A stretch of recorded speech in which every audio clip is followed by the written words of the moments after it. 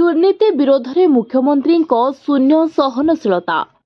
भुवनेश्वर पूर्वतन अतिरिक्त तहसीलदार चित्तरंजन पिलांकु चाकरी बरखास्त कले मुख्यमंत्री मोहन चरण माझी।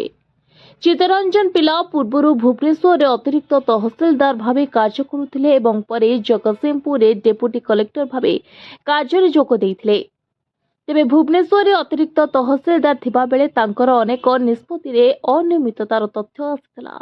तांकर जमीजमा संपर्कित अनेक निष्पत्ति संबंध में विभागर वरिष्ठ अधिकारी मानक द्वारा तदंत कराଯାଇଛି। एही तदंतर विभिन्न अनियमितता स्पष्ट भावे प्रकाश पाइछि। एथिपाई मुख्यमंत्री संपृक्त अधिकारी चित्तरंजन पिलांकु सरकारी सेवारु बरखास्त करिसंती।